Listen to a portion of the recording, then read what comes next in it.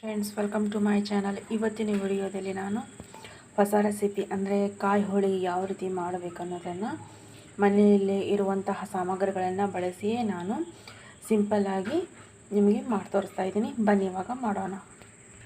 So ಇವಾಗ ನೋಡಿ, ಒಂದು ಪಾತ್ರೆಯಲ್ಲಿ ನಾನು ಒಂದು ಅರ್ಧ ಕಪ್ಪಷ್ಟು ನಾನು ಬೆಲ್ಲ ತೊಗೊಂಡಿದ್ದೀನಿ. ಈ ಬೆಲ್ಲನ ಸ್ವಲ್ಪ ಕರಗಿಸ್ಬೇಕು. ಸ್ವಲ್ಪ ನೀರನ್ನು ಹಾಕೋಬೇಕು. ಇದೇನು ಪಾನಕ ಏನು ಮಾಡಬಾರ್ದು, ಇದೇನು ಪಾಕ ಏನು ಮಾಡಬಾರ್ದು. ಸ್ವಲ್ಪ ನೀರನ್ನು ಹಾಕಿ ಇದು ಬೆಲ್ಲ ಕರಗಿದ್ರಷ್ಟೇ ಸಾಕು. ಸ್ವಲ್ಪ ನೀರು, ಅದು ಬೆಲ್ಲ ಎಷ್ಟಿರುತ್ತಲ್ವ ಅದಕ್ಕಿಂತ ಸ್ವಲ್ಪ ಕಡಿಮೆ ಪ್ರಮಾಣದಲ್ಲಿ ನೀರು ಹಾಕಿ ಸ್ವಲ್ಪ ಬೆಲ್ಲ ಕರಗಿಸ್ಬೇಕು ಅಷ್ಟೇ.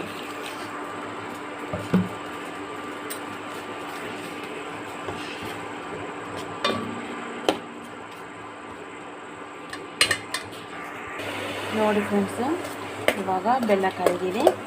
ಇದರಲ್ಲಿ ನಾನು ತುರಿದಿಟ್ಟುಕೊಂಡಿರುವಂತಹ ಕಾಯನ್ನು ಹಾಕ್ತಿದ್ದೀನಿ. ಇದು ಕೂಡ ಒಂದು ಬಟ್ಲಷ್ಟೇ ಆಗುತ್ತೆ.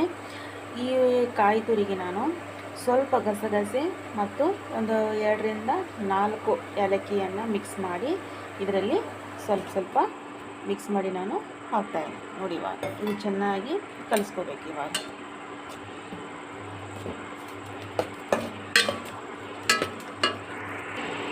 ಸೊ ಇವಾಗ ನೋಡಿ ಫ್ರೆಂಡ್ಸ್, ಈ ಥರ ನಾನು ಚೆನ್ನಾಗಿ ಮಿಕ್ಸ್ ಮಾಡ್ಕೊಂಡಿದ್ದೀನಿ.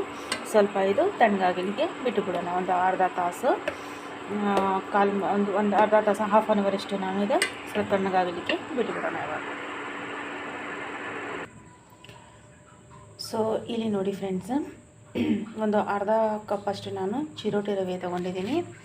ಈ ಚಿರೋಟಿ ರವೆಗೆ ನಾನು 1 ಕಪ್ಪಷ್ಟು ನಾನು ಮೈದಾಯನ್ನು ಆ್ಯಡ್ ಮಾಡ್ತಾಯಿದ್ದೀನಿ. ಸ್ವಲ್ಪ ರುಚಿಗೆ ತಕ್ಕಷ್ಟು ಸ್ವಲ್ಪ ಉಪ್ಪನ್ನು ಸೇರಿಸ್ತಾ ಇದ್ದೀನಿ.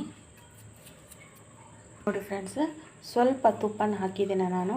ಆಮೇಲೆ ಸ್ವಲ್ಪ ಸಾಲ್ಟ್ ಹಾಕಿದ್ದೀನಿ.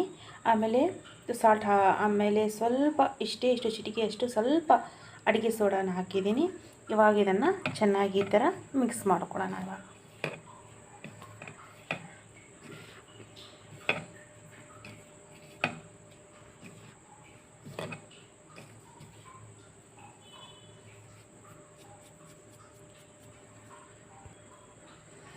ಸ್ವಲ್ಪ ನೀರು ಹಾಕಿ ಒಂದು ಕರೆಕ್ಟ್ ಮೆಜರ್ಮೆಂಟಲ್ಲಿ ನಾನು ಈ ಥರ ಹಿಟ್ಟನ್ನು ಕಲಿಸ್ತಾ ಇದ್ದೀನಿ.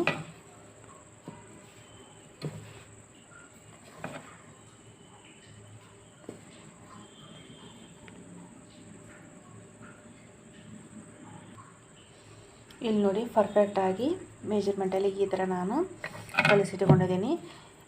ನೀವು ಬೇಕಾದರೆ ಇದಕ್ಕೆ ಸ್ವಲ್ಪ ಫುಡ್ ಕಲರ್ ಆ್ಯಡ್ ಮಾಡ್ಕೋಬಹುದು. ನಾನು ಫುಡ್ ಕಲರ್ ಇದರಲ್ಲಿ ಆ್ಯಡ್ ಮಾಡ್ತಾ ಇಲ್ಲ. ಇದರ ಮೇಲೆ ಸ್ವಲ್ಪ ಆಯಿಲ್ ಹಾಕ್ಕೊಳ್ಳೋಣ.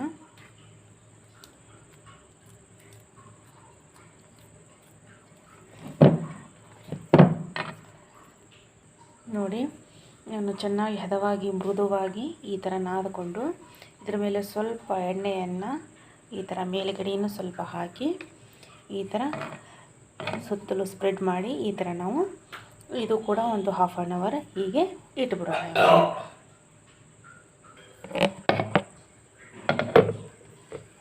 ಇದು ಹಾಫ್ ಆನ್ ಅವರ್ ಈ ಥರ ಸ್ವಲ್ಪ ಇಟ್ಬಿಡೋಣ ಇವಾಗ. ಸೊ ಇವಾಗ ನೋಡಿ, ಹಾಫ್ ಆನ್ ಅವರ್ ಆಗಿದೆ. ಚೆನ್ನಾಗಿ ಹಿಟ್ಟು ನೆನೆದಿದೆ. ಇವಾಗ ನೋಡಿ ಎಷ್ಟು ಸಾಫ್ಟ್ ಆಗಿದೆ. ನೋಡಿ ಅದಾ, ಎಷ್ಟು ಸಾಫ್ಟ್ ಆಗಿದೆ ನೋಡಿ. ಇವಾಗ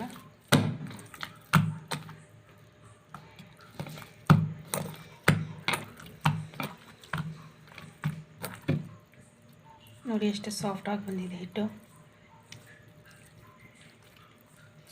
ಇದು ಒಂದು ಲೆವೆಲ್ ಅಂದರೆ ಒಂದು ಕರೆಕ್ಟಾಗಿ ಈ ಥರ ಮಾಡಿ ಈ ಥರ ನೋಡಿ.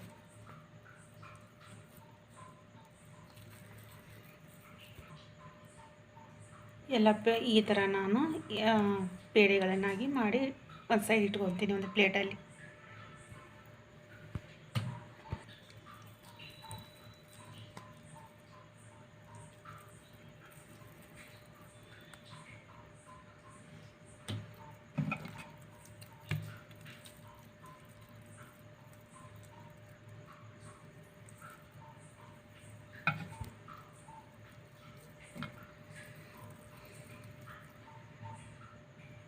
ಇಲ್ಲಿ ನೋಡಿ ಫ್ರೆಂಡ್ಸ್, ಕಾಯಿ ತುರಿದ್ದು ಇದು ಕಣಕ ಇದೆ ಅಲ್ವಾ, ಇದು ತಣ್ಣಗಾಗಿದೆ. ಈ ಥರ ನಾನು ಪೇಡೆ ಮಾಡಿಕೊಂಡು ಇಟ್ಕೊಂಡಿದ್ದೀನಿ.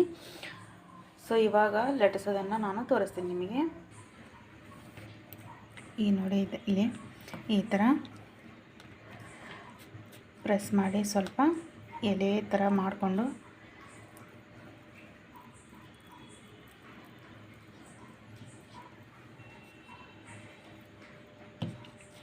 ಇದು ಲೆವೆಲ್ ಕರೆಕ್ಟಾಗಿ ಈ ಥರ ಫಿಲಪ್ ಮಾಡಿಕೊಂಡು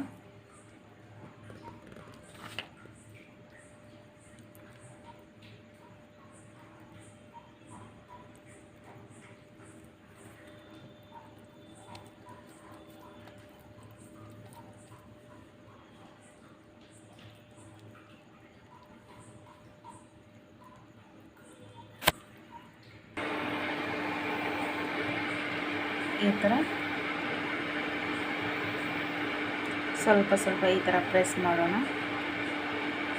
ಅಂದರೆ ಈ ಥರ ತಟ್ಟಿ ನೀವು ಲಟ್ಸ್ ಕೂಡ ಮಾಡಬಹುದು, ಇಲ್ಲಿದ್ರೆ ಈ ಥರ ನೀವು ತಟ್ಕೊಂಡಾರ ಮಾಡ್ಕೋಬೋದು.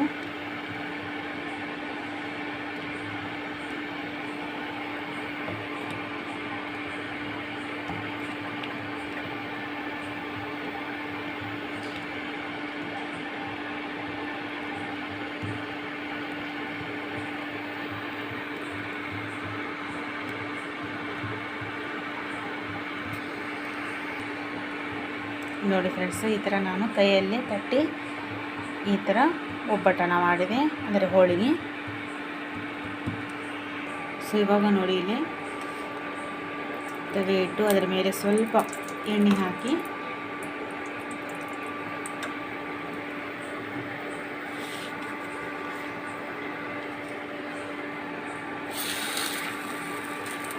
ನೋಡಿ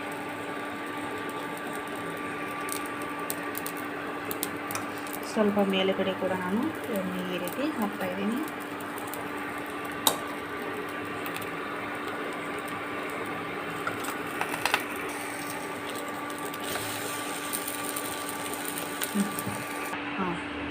ಇನ್ನು ನೋಡಿ ಸ್ವಲ್ಪ ಎಣ್ಣೆ ಹಾಕಿ ಇವಾಗ ಕೈಲಿಂದ ತಟ್ಟಿ ತೋರಿಸಿದೆ ನಾನು ಫ್ರೆಂಡ್ಸ್. ಇವಾಗ ಲಟ್ಟಿಸಿ ತೋರಿಸ್ತಾ ಇದ್ದೀನಿ ಈ ಥರ.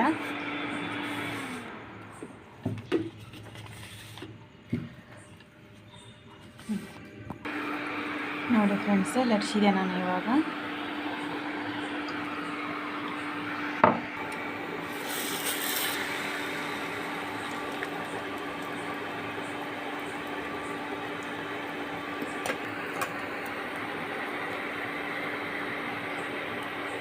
ನೋಡಿ ಫ್ರೆಂಡ್ಸ್, ಎಷ್ಟು ಚೆನ್ನಾಗಿ ಉಬ್ತಾ ಇದೆ ನೋಡಿ.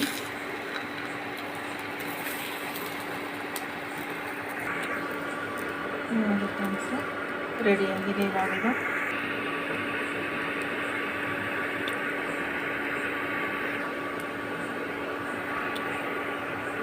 ನೋಡಿ ಫ್ರೆಂಡ್ಸ್, ಎಷ್ಟು ಚೆನ್ನಾಗಿ ಉಬ್ಬಿ ಬರ್ತಾ ಇದೆ ನೋಡಿ.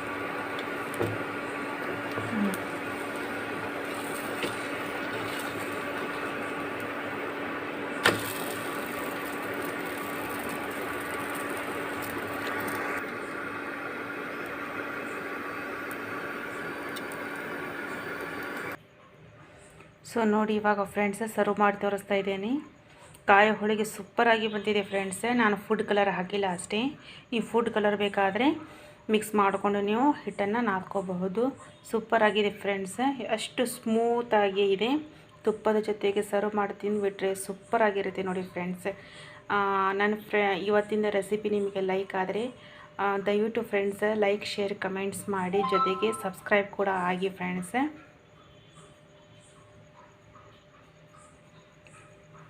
Thank you.